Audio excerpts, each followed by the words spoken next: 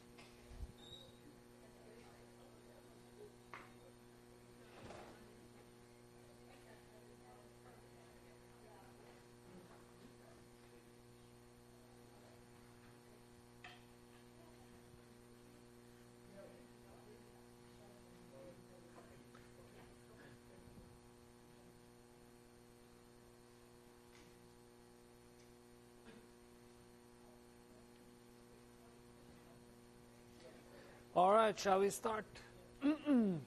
Okay, so we started talking about feedback last time, and we saw how when we close the loop, the poles move. So you start at your open loop pole locations, and the controller is able to move them around.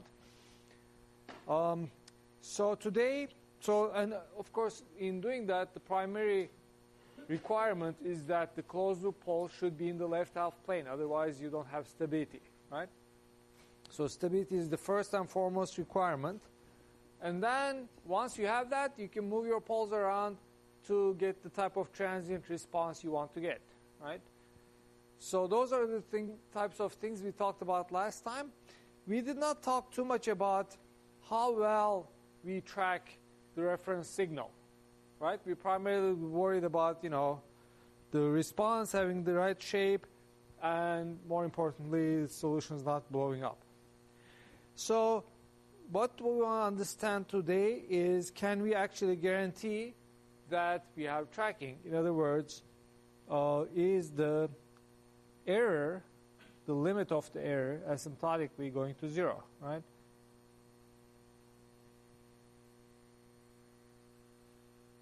So that's a question mark. And this limit I'm going to define as E sub SS, so I don't have to write a limit every time. That means the steady state value after the transient settle, where does the error go to? Ideally 0, but we'll see that that's not necessarily the case, and there are some conditions required to make that happen. All right? So first of all, let's look at the Laplace transform of E, right? So last lecture, or the one before, or maybe even the one before that, we derived an expression for the transfer function from R to Y. Let's see if you remember what that was.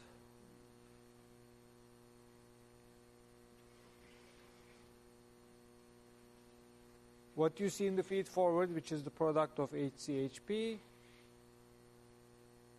divided by 1 plus what you see in the loop. Assuming that's a negative feedback loop, which it is because I have this negative sign here, then this is a plus. Okay, so this is what we get, right? So the derivation of this is very, very straightforward, so I'm not going to repeat that. What I'm interested in today is actually E itself, not Y, right? So how would I get E of S from what I already wrote? Like, what is E of S by R of S? Well, you can ask yourself, how is Y related to E? If you look at the feed forward from E to Y, if you look at this series connection, then Y of S is HG of S, HP of S times E of S, correct? So if I divide the expression that I see here, this one, by HCHP, then I would recover, E by R. So that basically amounts to removing this HCHP from the numerator. Okay? So you're going to get this expression. 1 plus HG of S, HP of S. Really, there are so many ways to get to this conclusion, so I'm just taking a shortcut, okay? So you could, in principle, just say E is R minus Y, and Y is this times E, and then just put everything that depends on E on the left-hand side. You will get the same thing, all right? So the goal is to understand what E of S is. So we're going to make an assumption now. We'll assume that R of T is a unit step. So first and foremost, we want to understand if we can follow step inputs, right? If there's a step change, pilot commands a different altitude, or you command a different speed for your vehicle, are you going to get there with zero steady state error? So that's what we want to understand. So what that means is R of S is equal to 1 over S, and then E of S, therefore, is 1 over S times 1 plus HC of S HP of S. You all agree with this? And of course, the exact form of E would depend on what HC's HP is, right? But what I'm interested in is this quantity. I'm not interested in how E got there. At this point, I'm just worrying about whether or not E converges to 0, okay? So there is a theorem that was sort of stated in lecture 15. I'm not sure if we discussed it in detail. In fact, probably not. But there is a so-called final value theorem that says that, you know, if you're just interested in the limit of a signal, suppose you have the Laplace transform of a signal and you want to find out what the limit is. The tedious way of doing that would be to find the inverse Laplace transform and take the limit. And final value theorem says you don't have to do any of that. There is a simple way to look at the Laplace transform and say immediately what the limit is. And the answer is the limit as t goes to infinity of E of t is the limit as s goes to 0 of s times E of s. Okay? That was stated. It's in the notes. I looked, but perhaps we didn't make a big deal of that at the time. All right? There are some conditions for this to work. If a limit exists, so you have to know that somehow, this signal is bounded and converging somewhere. Otherwise, you can't reach this conclusion. And for the derivation, I think it's also used that E of t is 0 for t less than 0. Okay? But when we deal with transfer functions, the assumption is initial rest. So therefore, R is coming out of the blue as a step, and we're interested in whether the output catches up with that step, right? So how would I know in this case that a limit exists, that E of t is bounded and converging somewhere?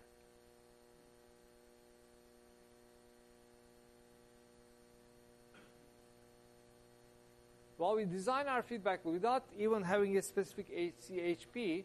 I know that I'm going to first design my controller to make the closed-loop system stable, right? So therefore, all eigenvalues in the closed-loop poles will be in the left half plane. So the signals will converge to values, right? So that's a given.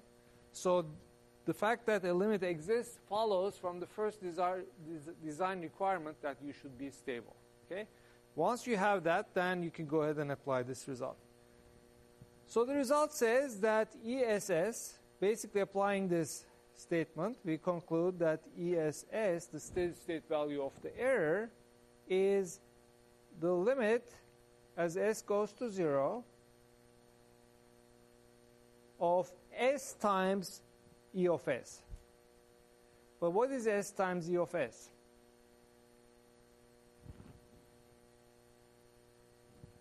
So there's an s here, it will cancel, right? So therefore, we're looking at 1 over 1 plus hc of 0 and hp of 0. I simply substituted s equals 0. Okay? So just looking, this is an important expression now that will allow us to judge whether or not we are actually converging to 0 or elsewhere. So looking at this, what can you tell me? When can you say ESS, the steady state value of the error, is 0?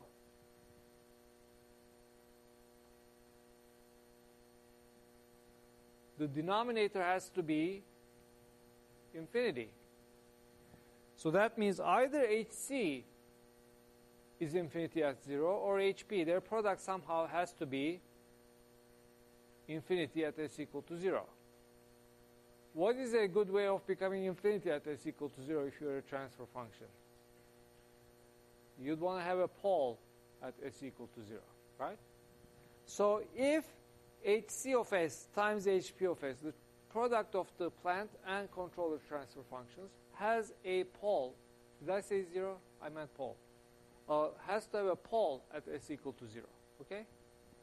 So the conclusion is that the steady state error in response to a step input, we are all doing all of this under the assumption of a step input, if HC of s, HP of s has a pole, at least one, multiple is okay, at s equal to 0. Okay? So in our previous lectures, we never questioned whether we were converging to the value, the step, we were getting perfect tracking or not, because in all the examples we looked at, we actually did have poles. The plant, HP of s, did have poles at s equal to 0. That's why I was able to postpone this discussion until today. Okay, so you never asked me how come we are converging to the right thing. In fact, I think we looked at the step response of these expressions. It did level out at 1, so we had ESS equal to 0. So one example, so this is an important conclusion. Okay, if you want steady state error equal to 0 in response to a step input, you better have a pole at s equal to 0 in open loop. So let's look at an example from earlier lectures. Example 1, position control. So we had this mass on the surface, and then we were applying force x of t, and then we were looking at y of t position, and we were trying to regulate that position, keep the vehicle at a fixed point. All right, so we found that the transfer function was of this form, 1 over s times ms plus b. M is the mass, b is the damping coefficient. All right, so clearly, do I have a pole at s equal to 0? Yes, and it's here. Okay, so if you were to look at the, your feedback control for that example, steady state error will not be an issue. It will be 0. Okay, so therefore, the steady state error is equal to 0, even with a constant gain controller.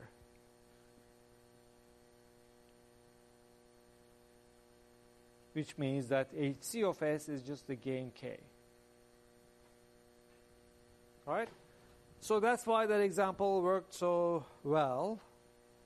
All right, so, and then if you remember that example, the only thing we were worrying about was, how does the response change as I increase k, right?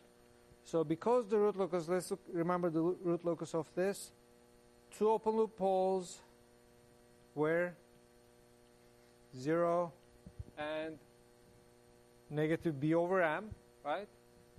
And that means when I close the loop with constant gain k, these guys will meet in the middle and break away and go in this direction, right? And now I know the step response is followed perfectly in time because the steady state error is 0. So the output, if the input is a step that goes to 1, the output is going to look like either slowly converging thing because we selected K such that the closed loop poles are on the real axis, or maybe we picked them so that they broke away from the real axis and they are complex conjugates, then you will have oscillations. Okay, so that was small k, this was large K. But in no case did we have to worry about a steady state error. In all of these cases, the error is 0 in the limit. All right. Here's another example where I did an editorial decision back then to simplify things so I wouldn't have to worry about the steady state error. Now I'll be more honest. So this was position control. If for the same model we are doing speed control, so speed control for the same system.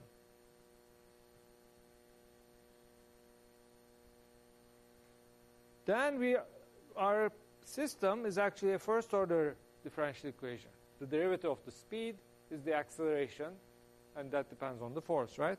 So in that case, the transfer function changes. You just dump that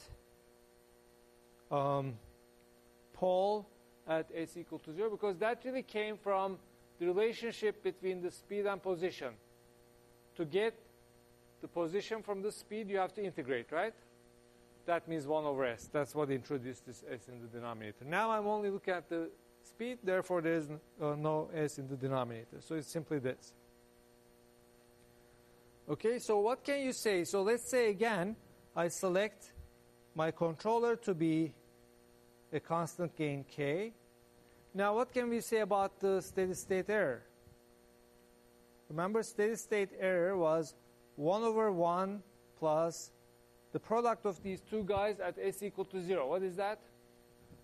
hc times hp at s equal to 0 is what? K over b, right? Okay, so is that 0? Not 0 unless, and that's how I cheated, now I'm being honest, b is equal to 0, right? And in fact, the first time we looked at this example, that was the first example about what feedback does. There I took little b to be 0, so this was a simple integrator, and it did have a pole at s equal to 0 then. And so it wasn't an issue. The tracking was an issue. Yes?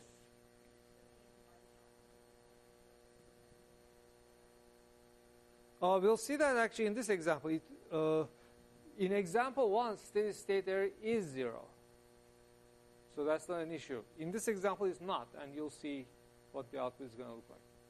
Make sense? And there's yet another example where you'll see all of these in action. Okay. All right. So then, what do I expect in the output? So again, let's think about the root locus of this, which is very simple because I only have one pole at negative b over m. Right? And as I increase k, it will become more and more negative. Right? So then if you think about the output of this, you would think that you converge faster and faster as k goes to infinity, but where do you converge? Right? So if k is pretty large, then ESS will be what? Say k is large but not infinity, right? So it's going to be pretty small, right? So for a large k, you have both a fast convergence rate because your pole, closed loop pole, has gone far to the left, right? And you have a relatively small steady state error. So for a large k, you would look like this, right? Exponentially converging. Now that's the answer to your question. Not to 1, but a steady state error remains. Okay? And that is 1 over 1 plus k by b. Okay, so that's the situation for a large k. What if k is not that large? Then you have two drawbacks. A, you're not going to converge that fast because your pole will not move that far away from where it was before. So the convergence will not be very fast. The second problem is that where you converge will be farther apart from where you want to be, because the steady state error is now, because k is not so big, steady state error now will be more sizable. So for a smaller k, therefore, you would have this kind of behavior, both slower convergence and the bigger steady state error. Okay, so now the gap has increased. Okay, so that's a smaller k. All right. Now this example might make you think that, okay, we may still be okay if we have a system that doesn't have a pole at s equal to 0. We can still do, constant gain control. Just crank up the gain, and that will make the error smaller and smaller. So even if we don't get 0 steady state error, we get something pretty small, right? In this example, this idea works, but in general, it doesn't. Why not? What's wrong with just increasing the gain like crazy to reduce the steady state error? Oscillations, or worse yet, you can have instability. In this example, it doesn't show up because I have a single pole, and increasing the gain just makes it move to the left, right? But already in a second order example, which is what you see in example 1, higher gain will result in oscillations because you'll get complex conjugate closed loop poles. In fact, we saw last time that if the number of poles in excess of zeros is 3 or more, large gain will in fact make you go unstable, because then you'll have 3 or more asymptotes. In the case of 3 asymptotes, the first one makes 60 degrees of an angle. In the case of 4 asymptotes, you have 45. So that means you're eventually going to cross into the right half plane. Also, if you have right half plane zeros, then one of the poles will end up there. So that's also a recipe for disaster. So high gain is not free. It has drawbacks. It's just that this example doesn't show it. Okay? So let's talk about another example where you see the drawbacks of high gain. And you then get to see the trade-off between steady state accuracy and the type of response you're getting. So this is going to be a somewhat more complex example. So it's actually a very relevant example in practice. It has to do with controlling a DC motor. You want to control the speed of a DC motor. So example 3.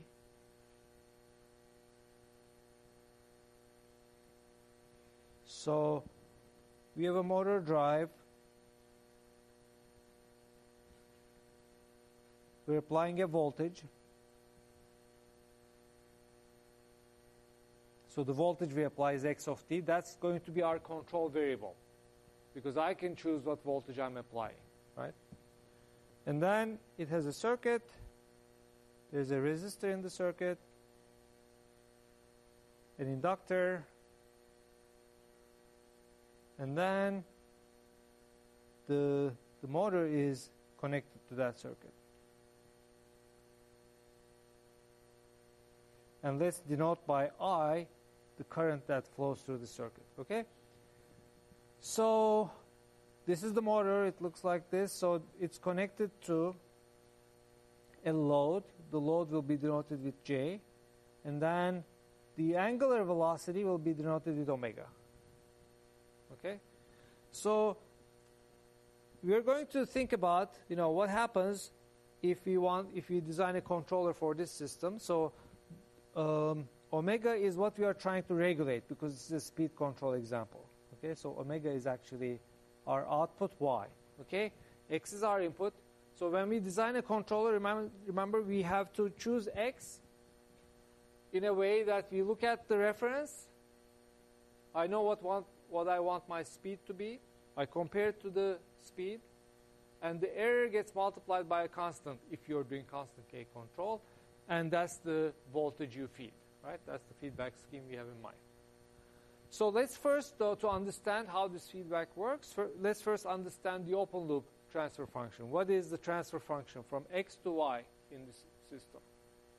All right, there is some physics here that we don't need you to know, but the fact that there is a motor in the circuit results in a voltage across this terminal, which is proportional to the speed. So it's a proportionality constant little k times omega. All right. In addition, the torque that you generate in this motor is also proportional to the current that's flowing through the circuit. And the proportionality constant little k is the same. So J times d omega dt, which is the torque, is equal to k times I. Okay? And that k is the same k that appears in the voltage across the motor. At some point I understood this, but now I forgot why it's the same constant. It has to do with some electromagnetic theory. Yes? Huh? J is not torque. J is the is that what you call inertia? For the angular momentum. Yeah, just like F equals ma, instead of m here you have J, and F is torque. Okay, so that's the first principle, and then the equations for the circuit part is the only dynamic part in the circuit is L, right? And we know that L times di dt is equal to the voltage across this inductor, right? And since the voltages around the loop have to add up to 0, we can say that this has to be, and then the voltage drop here is R times I, and then there's that, right? So I know that R times I plus this, which is this voltage drop here, plus k omega must be equal to the voltage that I'm applying, right? So it's equal to x of t. So what I'm going to do is, because in our state space models we leave the derivatives alone on the left hand side, so I'm going to move the Ri and Kw to the right hand side. So I'll write this as negative Ri, negative k omega, and positive x of t. Okay? So that is my state space model. How do we go from state space models to transfer functions? We have a formula for that, right? First, we want to write our state equations in this form, where we have matrices A, B, and C. So this of t. So that is from some lecture last week, or the one before. Lecture 17. So this is 20, so it's going to be 2 weeks ago. Yes. Well, last Tuesday. Anyway, it doesn't matter when. It's in the notes. So plus b x of t. So we first want to write it in this form. And then we want to write y of t as a row vector times z of t. And once we get that, we learned in lecture 7 that the transfer function, which in this case is the transfer function of this system, is c times si minus a inverse times b. All right? So can you tell me, let's define z to be omega, the angular velocity, and I, the current, right? So how can you write, so that means I want to leave those things alone to write it as d by dt of z. So that amounts to dividing everything here by j, k by j, and dividing the second equation by L. So you get R over L, k over L, and 1 over Lx. Okay? So you want to write these equations as one equation where you have an A matrix multiplying omega and I, which is your z, plus a B vector multiplying x of t. All right, why don't you tell me the entries?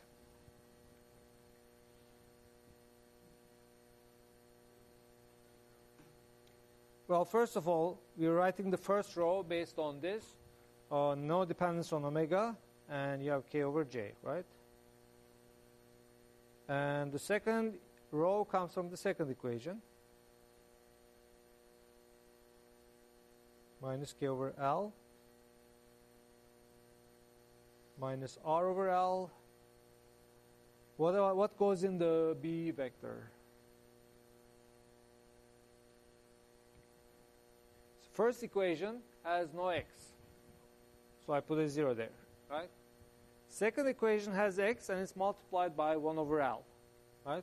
So that means I should put 1 over L here, right? All right, so this is my A, this is my B. What is C? Remember, C relates Z to Y. Our output, by definition, is omega. And I want to write omega as a row multiplying the state vector, which is omega and I combined, right? So how do I extract omega from this? 1 and 0, right? So this is our C. Okay, so I have my C, I have my A, I have my B. So all I have to do is to apply this formula here. And it turns out I'm not going to do matrix inversions and stuff right now. But the answer is, after some simplifications, equal to the following. K, little k, that was the constant in the equations. J times L S squared plus JR S plus little k squared. So that's our HP of S. Okay, so that's our transfer function for the open loop system. Okay? Huh? Can I pause for a second? Yes. You mean you can't invert the matrix in 2 seconds? Come on.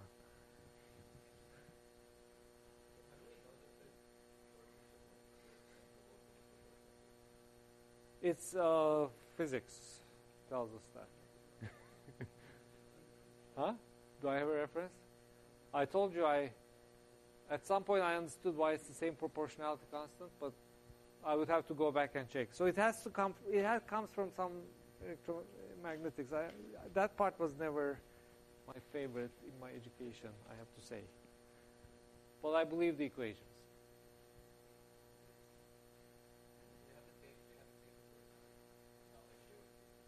Say it again? Yeah, so the same K appears. I mean, not that it matters, because, even if they were different, we'll get some appropriate equations. But yes, the voltage drop across the motor drive is proportional to the speed. And the torque that the motor receives is proportional to the current. That's how the mechanical part couples to the electrical part. Maybe you have an answer. You're an ME guy, right? Huh? I couldn't hear you.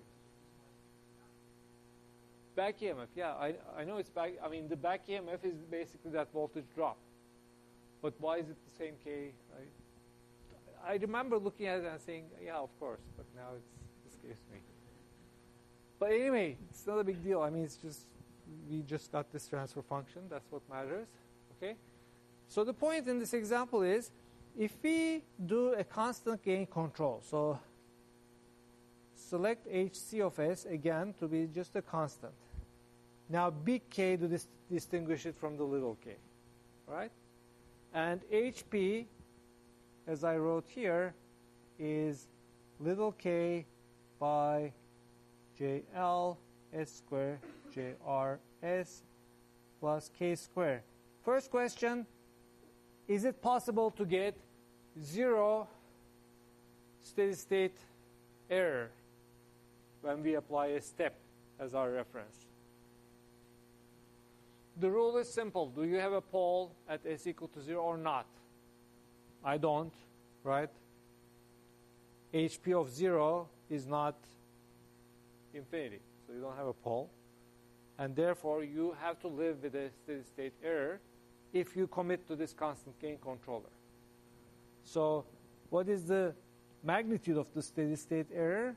Well, we know that's equal to 1 over 1 plus HC of 0, HP of 0. Now, our HC is a constant anyway.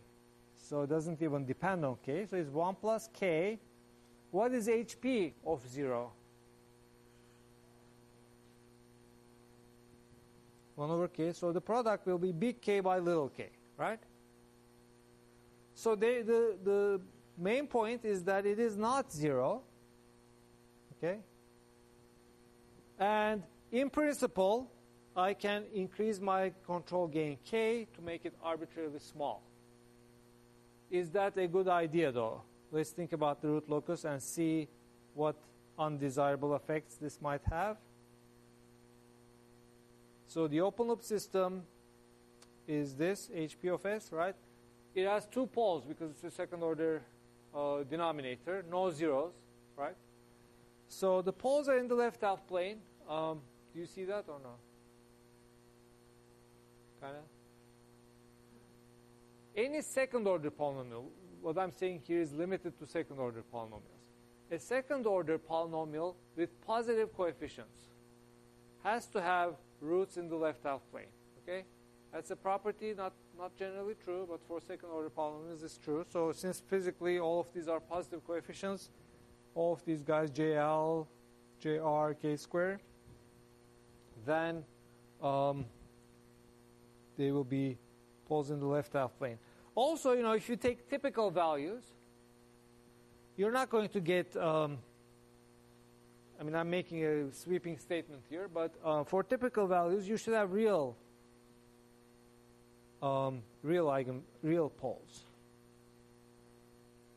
You could potentially get complex conjugate ones, but what that means physically is that there are oscillations going on, so there's some energy transfer between the electrical part and the mechanical part. Things, you know, you're getting oscillations. So let's assume that the circuit parameters and the constant little k are such that the roots of the second order polynomial are real.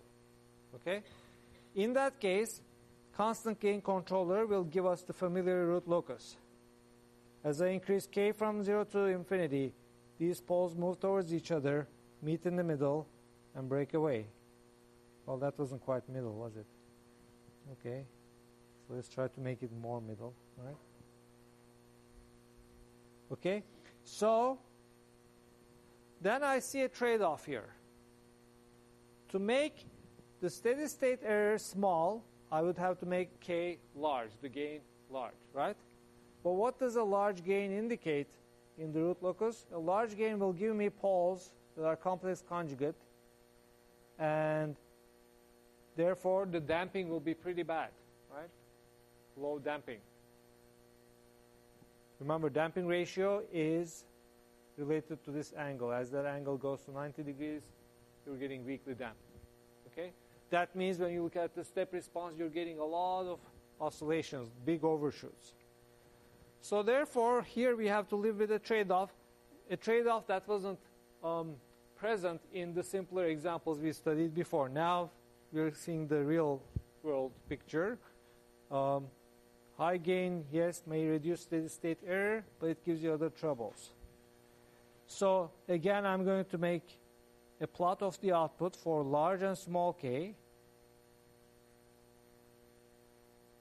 The target value is 1. That's the step. That's the reference. The reference moves from 0 to 1, so our output is trying to track that. If I choose a reasonable k, that doesn't give me, maybe it can give me a little bit of, you know, complex conjugate parts, but not too far apart vertically. That would give me a reasonable overshoot, right?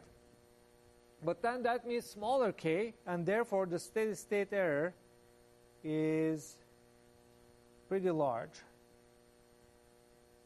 Okay, so this is the steady state error, which is 1 over 1 plus big K by little k for small k. Okay, k was small, so we didn't get a huge overshoot, so we were happy. But now we have to live with this big overshoot. What happens if I crank up the gain to reduce the steady state error? Well, I will achieve that, yes, but at the cost of bad damping. So I'll get a lot of oscillations. In the end, I may settle somewhere That's better, a smaller steady state error than the first case, but then I paid a big price for that. Okay? So now you see trade-offs. I have this trade-off because I committed to a constant gain controller. Okay? Nobody says you have to use a constant gain controller. There are other options.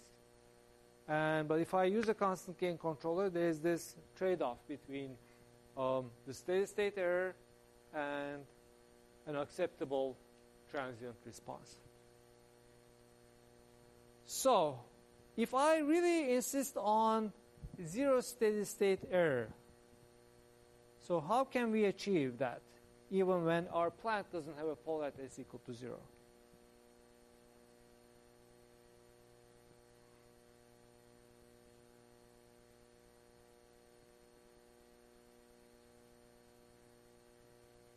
Doesn't have pole at s equal to 0.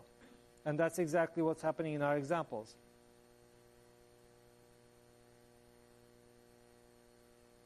Any ideas?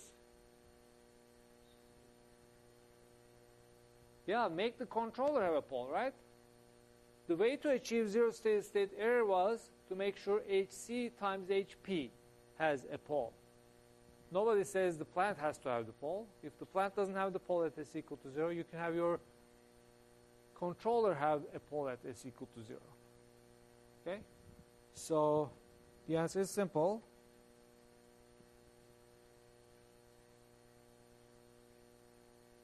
Introduce a pole at s equal to 0.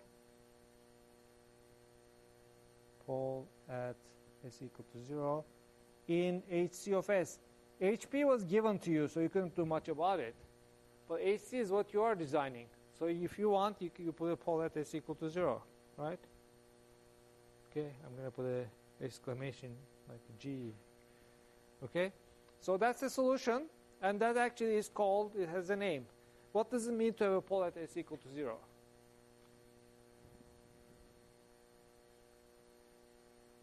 For example, if I design my HC of s to be a gain divided by s, what is the implication of that? What is that controller doing? Remember, the controller looks at the error, right?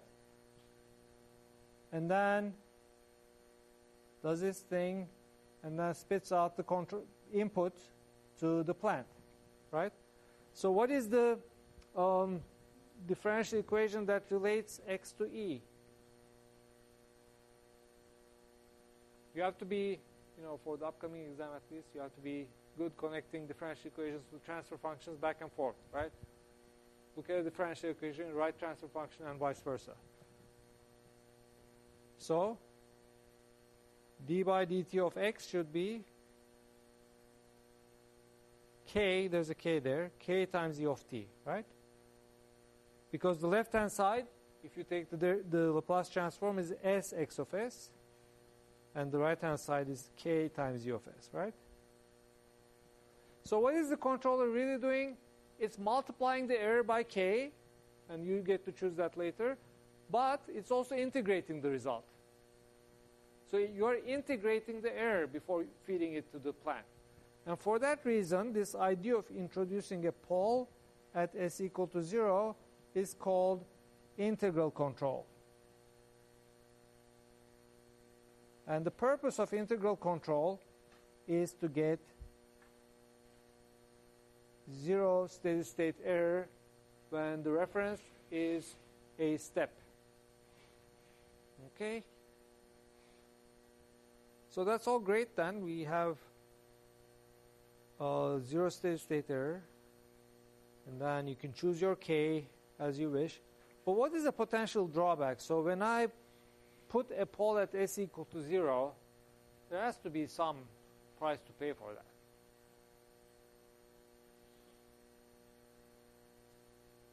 What does it do to the root locus, for example?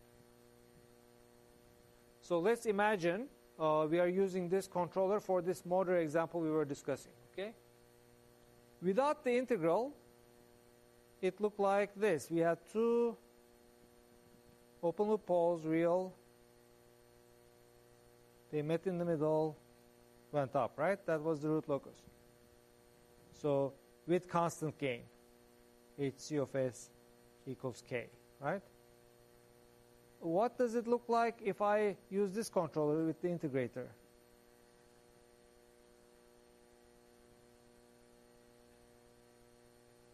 Those poles that came from the plant, HP of s, are still there, but now you've added one more pole. I want to make it look closer to what I had here. Now you added one more pole, which is where? At 0.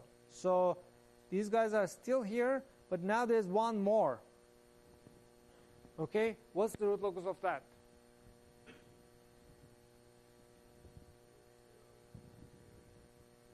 So you connect these two, right? And then do that, right? So this guy goes here. What happens to these? They will break away somewhere. But now, are they going to go vertically? No, circle. No, it's not a 0. The circle happened when you had a 0 to the left of 2 poles. Now I have 3 poles, no zeros. So you have 3 asymptotes. When you have 3 asymptotes, they take off with plus minus 60 degrees and 180, and that we already are seeing here, right? But the one with 60 degrees means that these guys will go like this. Okay? So fine, we can choose k before that happens, right? Before you cross the imaginary axis. But if you just compare where generally, which part of the complex plane the root locus is hanging out, right? So this is constant gain, this is integral control. So what's the big difference? How did that pole, the pole I added as s equal to 0, how did it shift the root locus, generally speaking, qualitatively speaking? It kind of moved the, the center of mass, so to speak, closer to the imaginary axis, right? I mean, these guys were still farther from the origin, which is here, right? But this guy brought the whole root locus close to the origin. So what's the implication? What's bad about that? So now, if I choose a gain k that keeps me stable, perhaps put the closed loop poles here, that's fine. I'm stable, but I'm pretty close to the origin. What does that mean? Being close to the origin means small omega n. That means slow response. Okay? Whereas here, if you got the same damping ratio here, you'd be a lot farther from the origin, right? Therefore, your response, the step response, would be a lot faster, right? So, again, there's sort of a trade-off, right? So, on the left, you have constant gain control. You can get faster response, but you don't converge to the right place. You end up with a steady-state error. On the right, integral controller gives you the guarantee that you'll converge to the correct place. You'll have 0 steady-state error, except that now you'll have to be a little slower. Let me go to the notes and show you plots of how that works. So basically that, right? So this is what we discussed without integral control at the top, right? So we had a steady-state error. Now, with the integral controller, we can eliminate that, but we are inevitably going to have a slower response. And that's because the root locus was sort of shifted towards the right because of the pole I added at s equal to 0. Again, that's an artificial trade-off. It's an artificial trade-off because I'm committing to a very special control structure, k over s, right? I can actually overcome this limit on the slowness by adding even more poles and zeros to my system. What is a way from last time, from the very end of the last lecture, to push the root locus back into the left half plane? Introduce a 0 that has to be accompanied by a pole so that the control itself doesn't become a high-pass filter. That's a separate issue. But put a dominant 0 somewhere, and then it will pull it back. So the controller now, if you combine these two ideas, is doing multiple things. It's putting a pole at s equal to 0, whose role is to eliminate the steady state error, okay? But then it's making things slow. Then you add a 0 in the controller to pull the root locus back to where you want it to be, to get yourself a faster response, okay? So we called that lead control last time, having a 0 accompanied by a pole farther away. So now I'm suggesting combine your lead controller with an integrator, 1 over s times a lead controller. So that's what's shown on the next page. So you could try a controller of this form. The first term, k by s, is the integrator part. The second part is a lead. Now you have 3 parameters to choose from: the 0 location, the pole location, and the gain k. You can place your 0 and pole so that it pulls the root locus back to the negative side, and then select your k to give you the desired response. I think somebody had a question. No? And by the way, this form of control is very similar in nature to what is used all over the place in every industry. It's called PID control, proportional integral derivative. Okay? Proportional means basically k. So the form of a PID control is this: HC of s, some proportionality constant ki, of course kp, not ki, and then an integral term, ki of s, plus a derivative term, kd times s. Okay?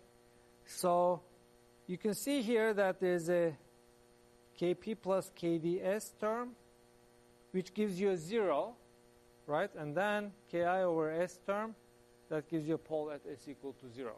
Okay?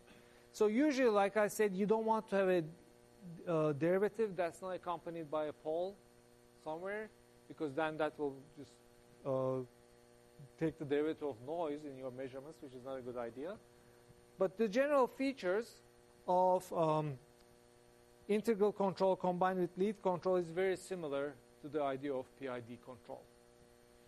All right, so let's take a 5-minute break, and we'll continue from here.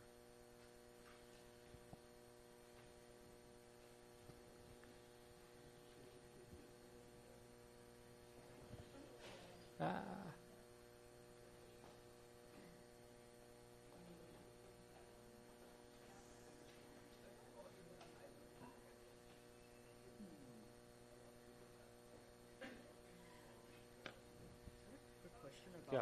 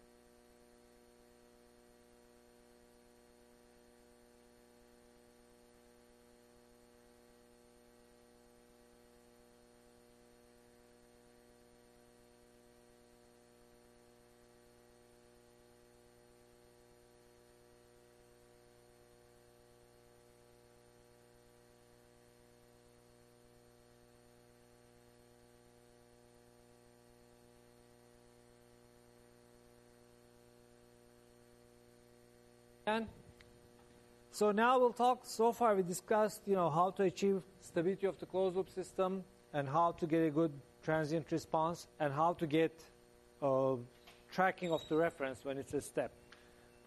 Usually in designing controls we also have to worry about environmental factors such as disturbances acting on the system.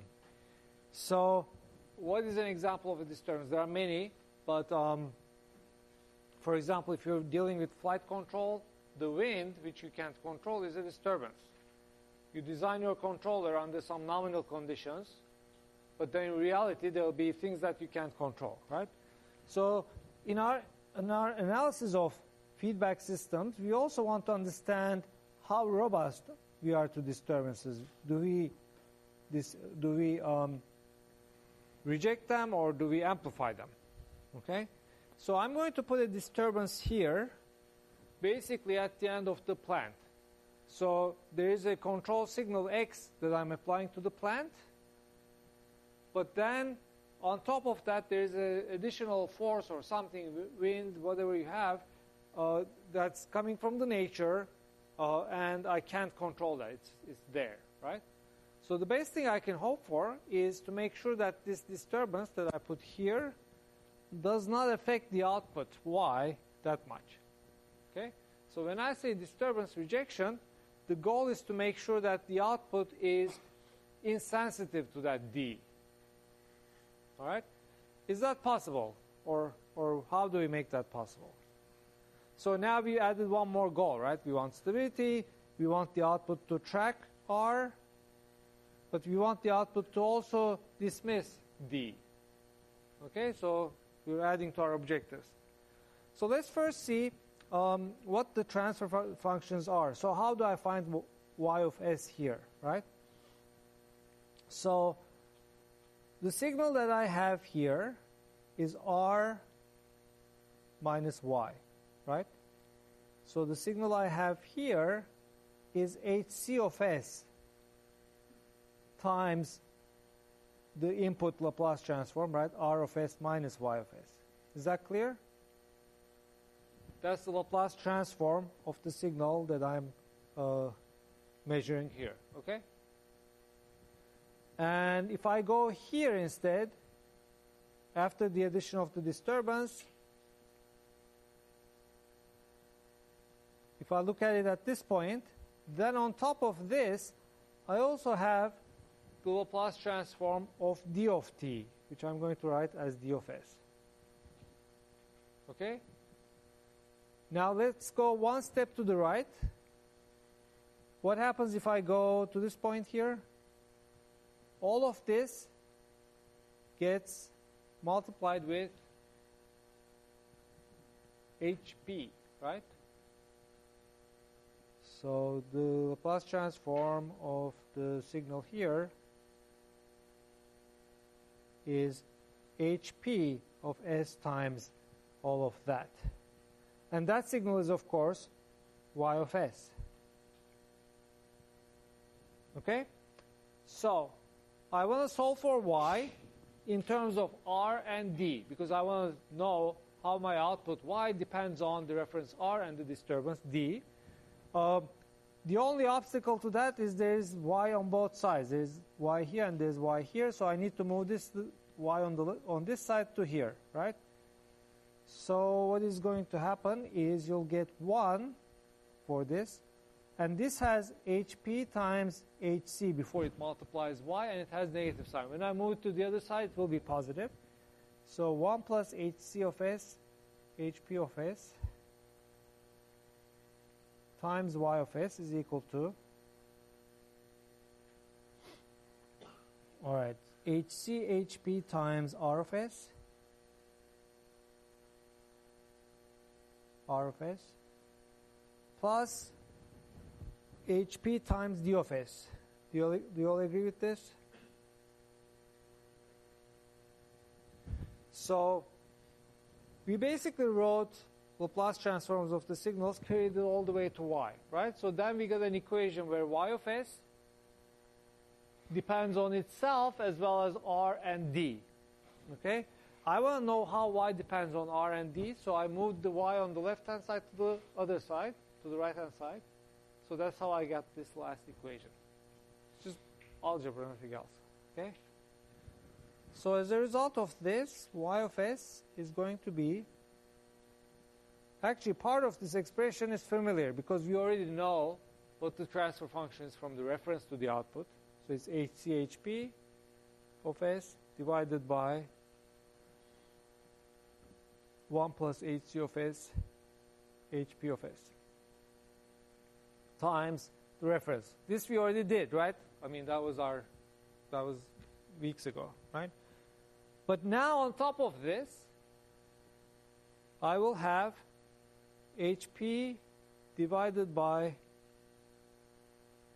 1 plus hc of s, hp of s times d of s. And it's the second part that is the effect of the disturbance. Okay? So I'm going to call this delta of s because that's what differs from what would have happened if there was no disturbance, right?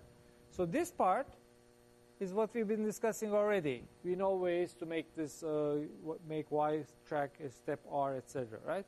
So this part I'm going to call nominal. Nominal meaning that if there is no disturbance, that's the output I get. And the delta part is showing me how the output will differ from the nominal once there's a disturbance. Does that make sense? Agree? Okay? So then this will allow us to understand the effect of disturbance. So once again, what I want to do is I would like to understand, I want to know what happens to delta of t, right? What is the limit? So let's say delta of t is a step. So assume, just like the reference, assume delta of t is a step. I had no wind. All of a sudden, there's a gust of wind. Okay, and it's constant, hitting at a certain value, right? That means, oh, I'm sorry, not delta of t, d of t. The disturbance is a step, right?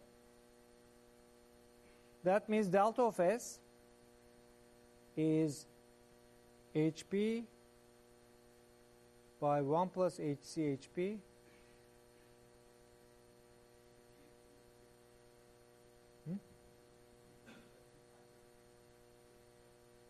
Yeah, it's a step in time domain, therefore its Laplace transform is 1 over s.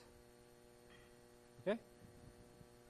So now I want to know how did my output react to this disturbance in the limit asymptotically. So what is delta, the difference delta, what is it in steady state? That is, what is the limit as t goes to infinity of delta of t? Again, we can use the final value theorem, which says that this can be read from the Laplace transform. You just look at s times delta of s, right? Just like what we did to find the steady state area to references. So that s here will cancel the s that was introduced by the step. So then we are looking at hp of 0 divided by 1 plus hc0 hp0, right? Is that 0? Can I make this 0? If the steady state delta is 0, that means the output rejected the disturbance. That is not reacting to it asymptotically. Okay? So under what conditions can you say this expression is equal to 0? When we were talking about tracking error, we said hc, hp should be infinity. Either hc or hp should have a pole at s equal to 0, right? Now, is it enough that hc, hp is infinity at 0?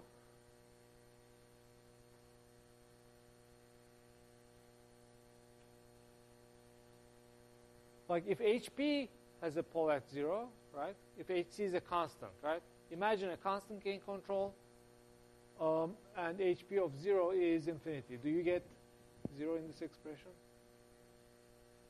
No, because HC, HP being big means that the denominator beats out 1, right? The denominator looks like HC, HP, but then there's an HP hiding in the numerator, so they cancel each other.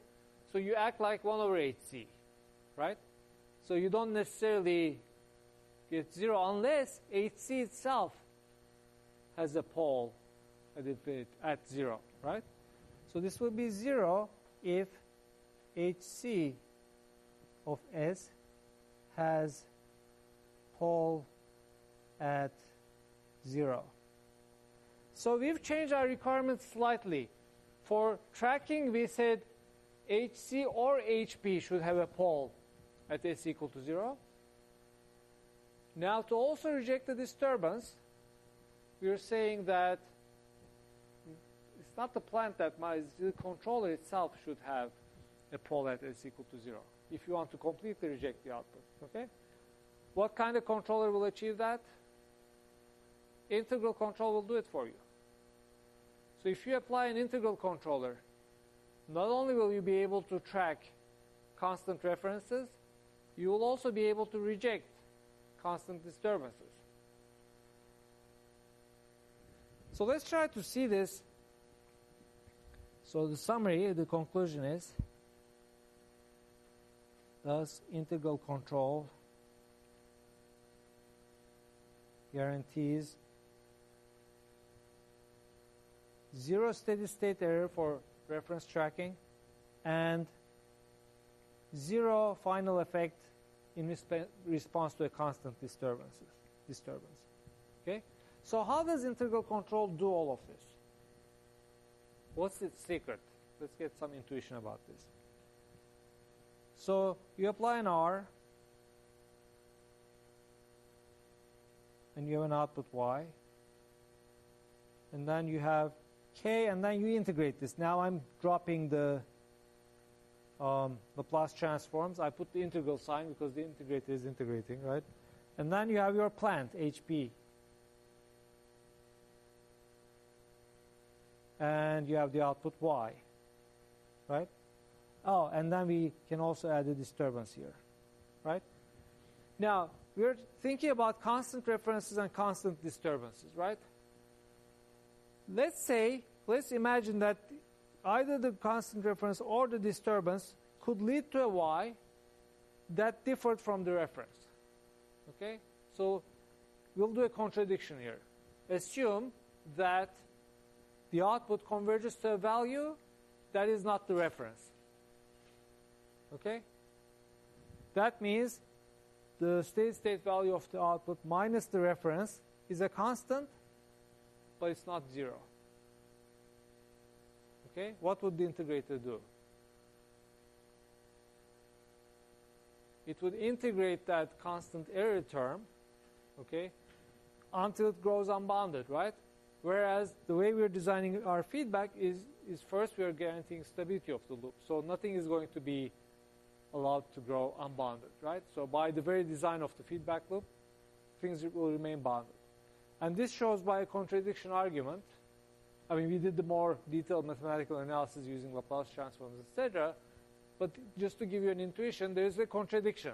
If you were to assume that you converge to the wrong place, the integral controller would keep integrating and it wouldn't be able to keep things stable, right?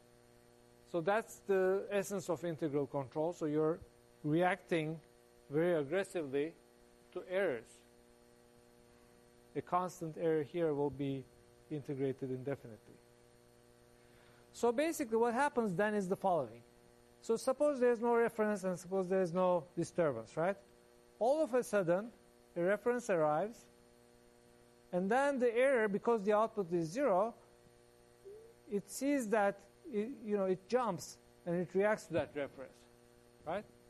And as a result, the output starts catching up slowly. And then, in the end, it will converge to the correct value of Y. All right? And then let's assume at a later time, a disturbance kicks in. The output will see that disturbance. It's not going to be like completely immune to it, right? You'll get a bump. Okay? But that bump will also create, so after the error was decaying, you'll get a bump in this error too. And that error, that jump in the error will now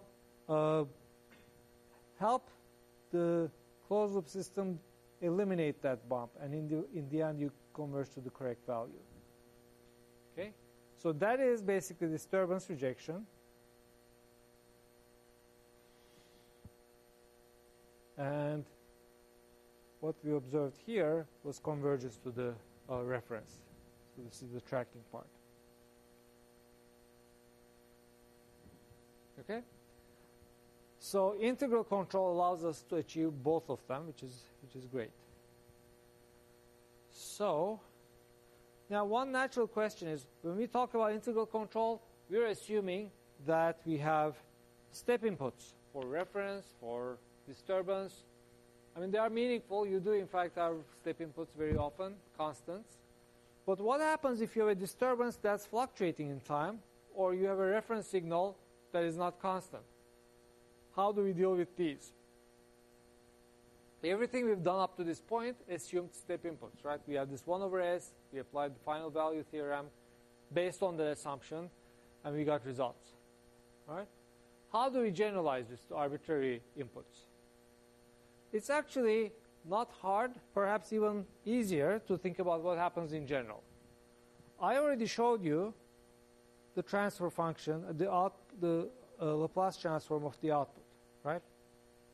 We know how it depends on R. We know how it depends on D. So what I'm going to do is I'm going to call this the closed loop transfer function from R to Y. Okay, from the reference to Y. So notation for that I invented H sub R to Y of S. All right? And here's a transfer function from the disturbance to Y. And that is, how should I define that? H from where to where? D to Y, disturbance to output of S. Okay? So that I don't have to write these every time, right? So that's a very convenient notation. So let me go one more page.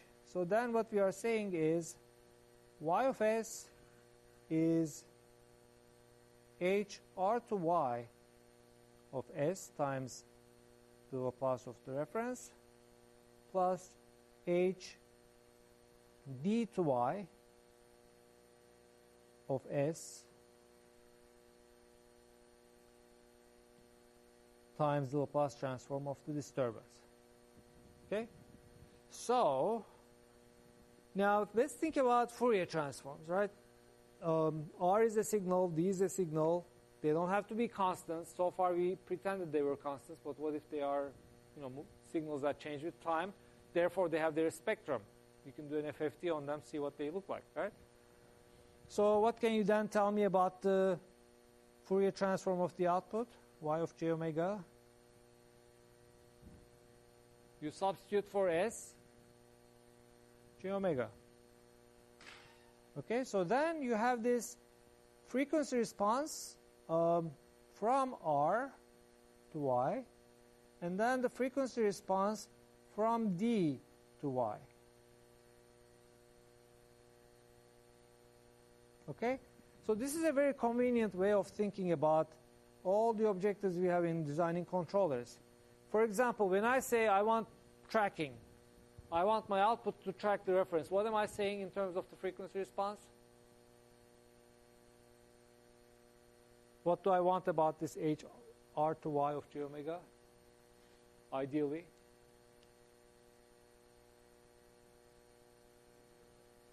Huh?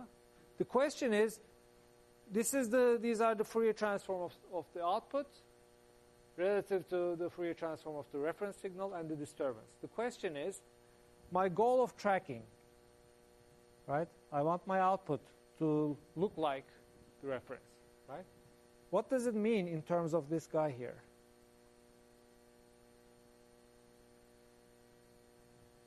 What is the ideal HR to Y of j omega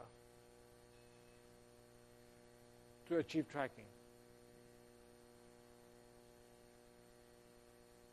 If you want R to look like Y, how would you select this H?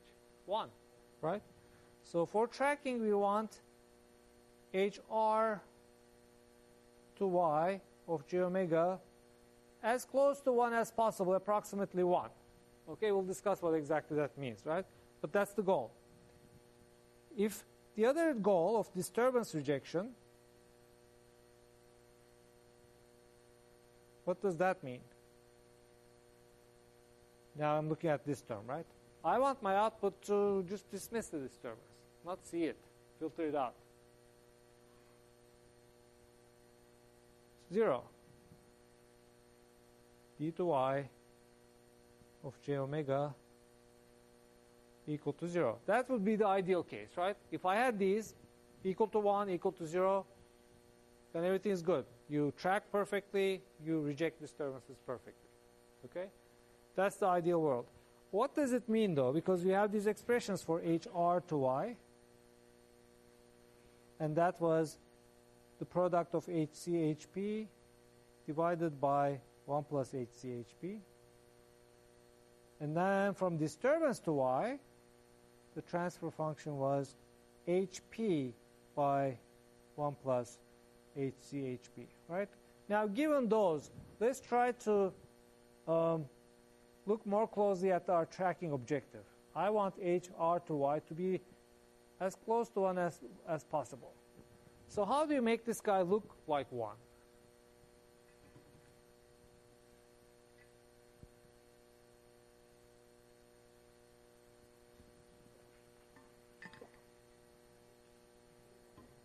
Yeah, make HCHP really big compared to 1, right?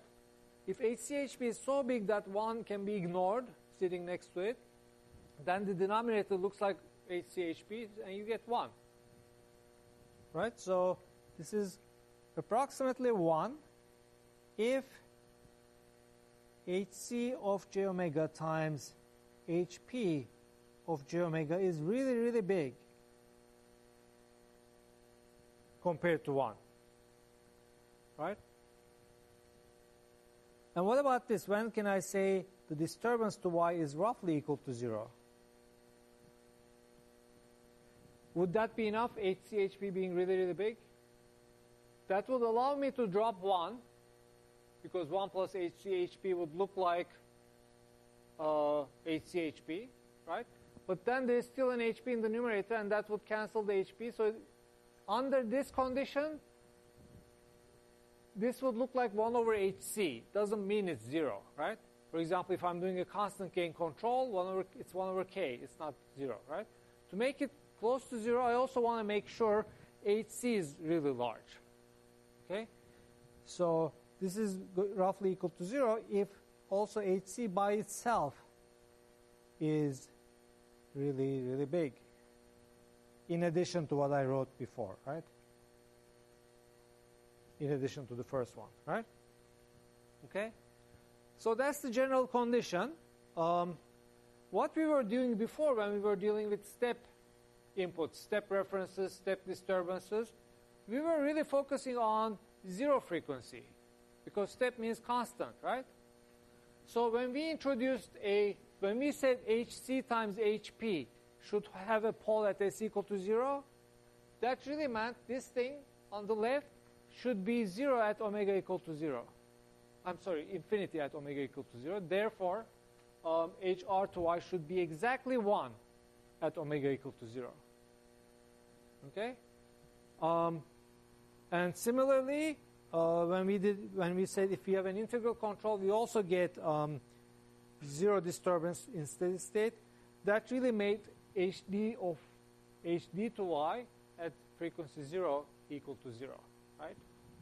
So integral control guaranteed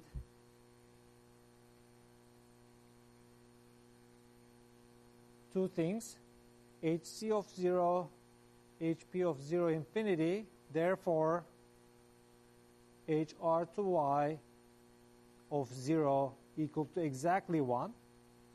And also HC of 0 infinity, which then guaranteed that HD to Y of 0 is 0. And these are basically the types of things we were studying when we were looking at the errors with respect to step inputs, right? So step inputs are useful because they tell us generally about constant or almost constant signals.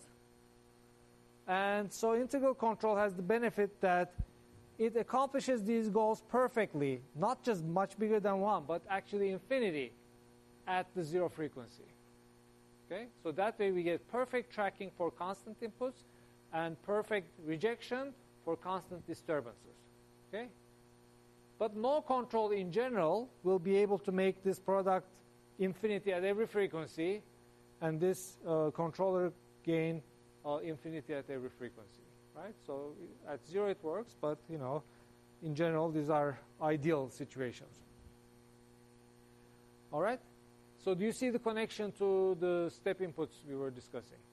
It's basically the special case in this bigger picture where omega is equal to 0. Make sense? Follow? Okay. All right, so I'll add one more thing to our block diagram.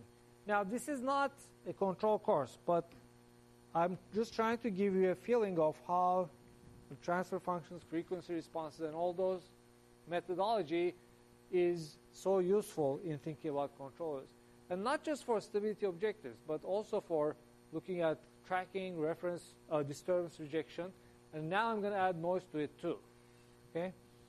And that's what I'm going to do. Ideally, you also want to be insensitive to noise. And how do we get that? Noise insensitivity. Okay, so I'm adding one more signal now to our block diagram. I have my reference as before. Goes to the controller.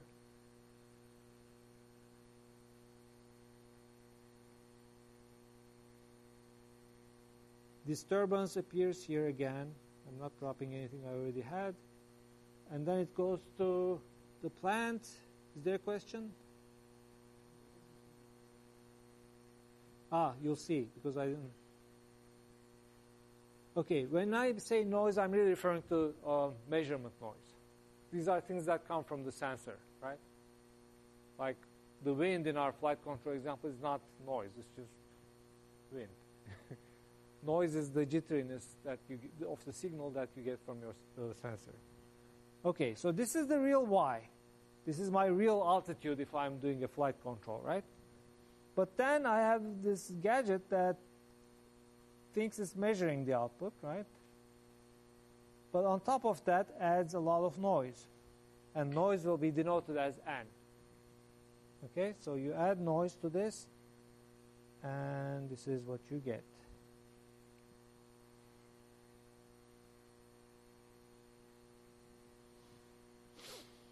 All right, question to you.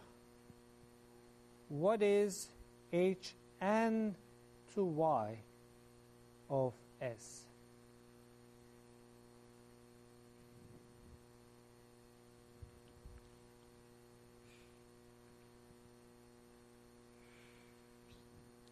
To do this, you can do the following.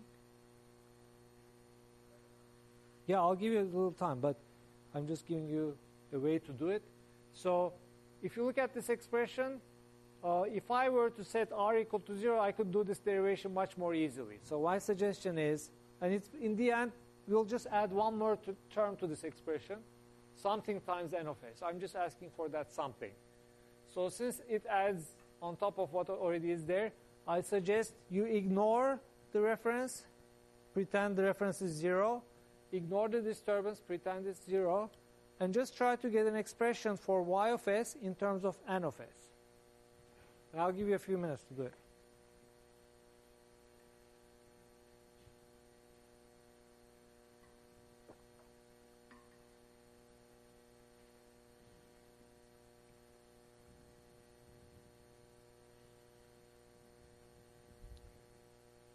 And you can work with whoever is next to you. Int let r 0 d0 right y of s in terms of n of s.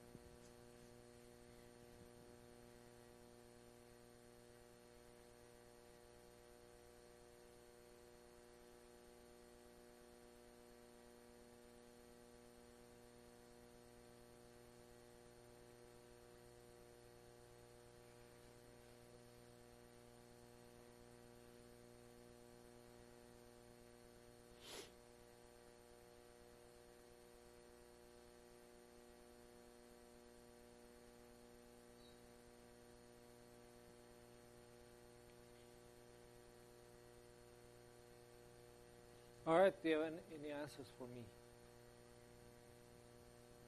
Yes. Ah, okay. So you're saying it's negative hc of s, hp of s by, like this? Yes? And it happens to be just the negative of the R2y, correct?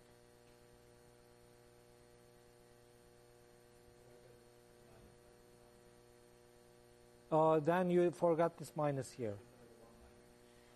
Yeah, it can't be right, unless you forgot this negative sign here. So if you have a positive sign here, that becomes negative. So did anybody get this, or yes, you did. Okay. So yeah, just check the sign of your loop. I think if this is negative, that should be positive here. Those two go together. If this were to be positive, then this would be negative here. Okay? So just check what you did. All right, so what would I want from hn to y of j omega? You want it to be close to 1, close to 0. Well, what's the ideal situation?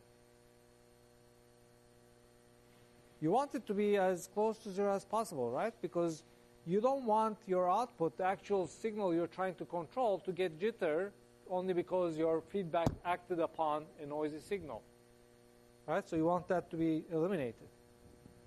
So, but how is that possible? What would you have to do to make it close to 0? That would mean you would have to make HP much smaller than 1, right?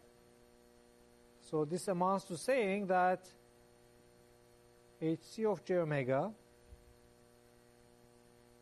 HP of j omega should be as close to possible as possible, or at least much smaller than 1, right? In fact, there is a very simple way to make the noise completely, make the output completely insensitive to noise. Doesn't react to it at all. Very simple solution. Stupid solution, but very simple. What is it? Just don't close the loop, right? Take HC to be 0, then the output will not see anything about the noise, because who cares whether the measurement was noisy if you didn't do anything with your measurement, right?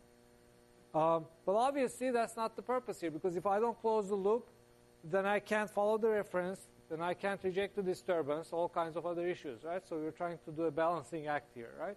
So you do want to deal with the noise because you want to close the loop, right? But then we see a fundamental contradiction here. I want the noise to be rejected, so I want the product of HC-HP to be almost 0. On the other hand, for my other objective of disturbance rejection and tracking, I want it to be as large as possible. So how am I going to do both of these?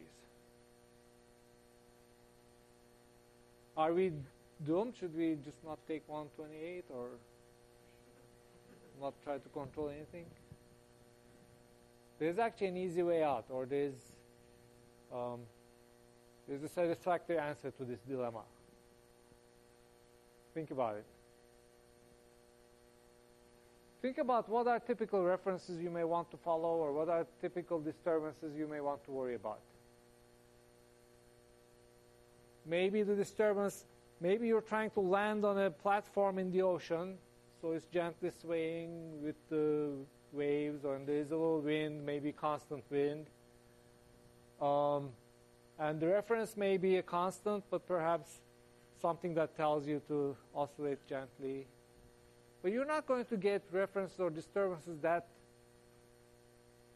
have really high frequency components in it, right? I mean, typically not. Okay? That's why, in fact, as a simplification, we were dealing with step disturbances and step references. You don't have to have steps. You may have more, time-varying things, but then they usually will not vary so fast, and therefore, if you look at their spectra, if you look at their Fourier transforms, they'll be concentrated at low frequencies, right? Whereas noise, measurement noise, things like that, by their very nature, they are very jumpy stochastic things, right? So they, if you look at their spectrum, they are dominant at high frequencies, okay? So although there is an apparent dilemma here, there really isn't a big dilemma, because this is something I want for small omega. So this is an important constraint for low frequencies, okay? Because disturbances and references usually come in the low frequency range. Whereas the opposite goal,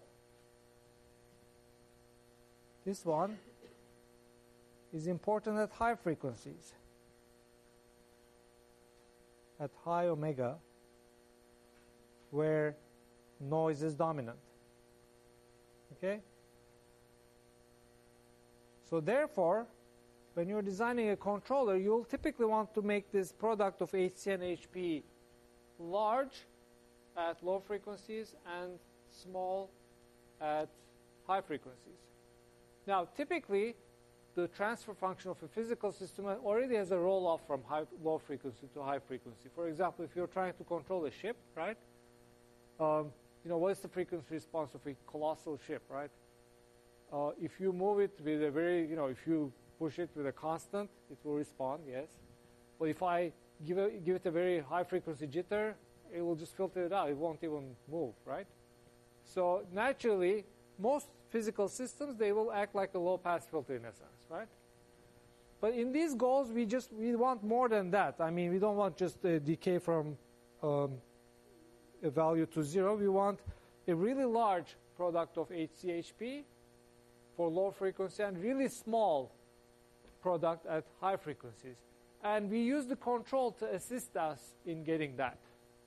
Okay? For example, we add integral control. so that at 0 frequency you actually explode, you're infinity. So nothing is, this is an extreme case of this, right? Integral control.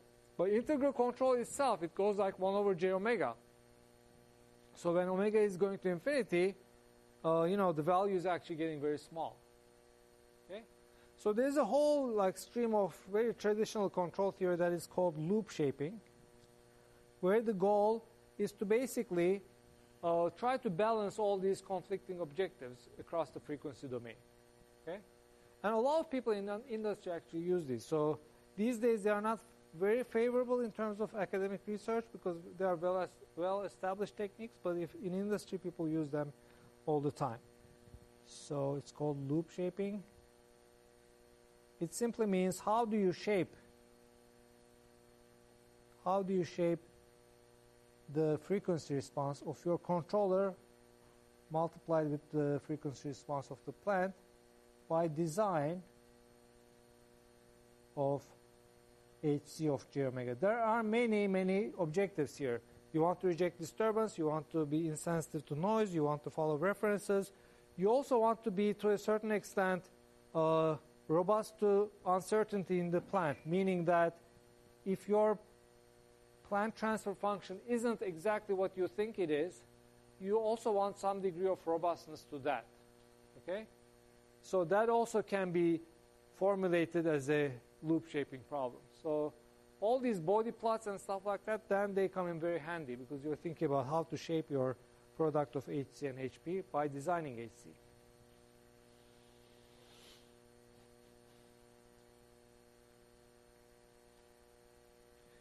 Do you have any questions? So at the end of the notes, I have this story time, bedtime reading. It's about a feedback amplifier. You probably heard of that somewhere. So when you take an amplifier, op-amp type of thing, and do negative feedback around it, the goal is not to shape the step response or anything like that. Okay? So this was discovered back in the 1930s, I think. By that time, Bell Labs had already invented the amplifiers. Why? Because they want telephone lines, right? I think the famous phone call from New York to San Francisco was 1915, something like that. How did they do it? Those lines, of course, dropped the amplitude of the signal because of the loss along the lines. So they had repeaters, and repeaters meant being able to amplify the signal all over again. So they were able to develop amplifiers. Okay. And back then it was vacuum tubes and all kinds of complicated things. So now they have these amplifiers, repeaters along the way across the country. But then those amplifiers have two problems, right? First of all, they are very non-uniform, meaning that their gains vary a lot from manufacturer to manufacturer, I guess, right? So you don't have a constant gain. So that was one problem. The other problem is that those amplifiers also saturate. So an ideal amplifier, and by the way, in this discussion, there is nothing dynamic. There are no poles, there are no zeros. Everything is static, right? We're just talking about the amplifier. So amplifier is a high gain thing, but then it saturates. What's wrong with saturation? Well, it's a nonlinearity, right? What do nonlinearities do? Think of if you were to, for example, do a Taylor series expansion, right? So you'll get a linear term, some a0 times x. So a nonlinear function, you approximate it like this, plus a1 times x squared and higher order terms, right? So what if the input is sinusoidal? Sine of omega t. What is the square of that? Does it only have one frequency? Does it have the same frequency omega? Sine is like this, right? Sine square is like this, right? They're all the same. But so that means first it has a bias term, so it has a zero frequency that wasn't there before. It also has fundamental period that is half of this. So that means you have a second harmonic that you didn't have before. Okay? So the problem when you're doing, when you have these telephone lines, of course you're doing modulation. It's almost like amplitude modulation. You're modulating signals, right?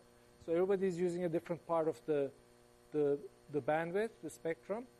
But when you have these nonlinearities, you start getting crosstalk because the modulated signals no longer fit into their allocated slot, right? So you talk to somebody. That happened in the old days. Even I remember that from my childhood. You would speak some other conversation. So crosstalk was an issue that was aggravated by this saturation. So this guy Black, who worked for Bell Labs, had this idea. He said, why don't I do feedback around the amplifier? So if the original amplifier looks like this blue curve, why don't I look at the output, multiply it by a constant beta, and create this feedback loop? And when I do that, and you can actually do this very easily on your own, very simple algebra, even though there's a nonlinearity, the effective function that relates the new input x tilde to the output y looks like this. Okay, it's still a saturation function. The only difference is that if you choose your beta large, then that gain in the unsaturated range will be smaller, but then the linear range will be expanded greatly. So it essentially has this effect. By feedback, you are basically sacrificing some of your gain, but then you also enlarge the linear regime. Okay? So this solved two problems. First, if you choose beta to be really large, the new gain, by the way, and that won't be a surprise to you because we studied the loop transfer functions, it's similar. So the new gain, instead of mu, which is the original gain, it's this, mu by 1 plus beta mu. So if you choose your feedback gain beta to be really large, that's going to look like 1 over beta. Mu will be irrelevant, right? Now the variation in the gains from amplifier to amplifier means different mu's, right? But if you do this feedback, they all will have a gain that looks like 1 over beta. So you kind of even out all these variations. Now all of your amplifiers, whoever the manufacturer was, whether they had varying gains, they all will look like in feedback, like a gain 1 over beta that you selected. Okay? So that solves one problem, the wide variations in the gain. And the second benefit was that you open up the linear range. So nonlinearity is mitigated. So this looks a lot more linear in a bigger range than the first one. What is the obvious drawback?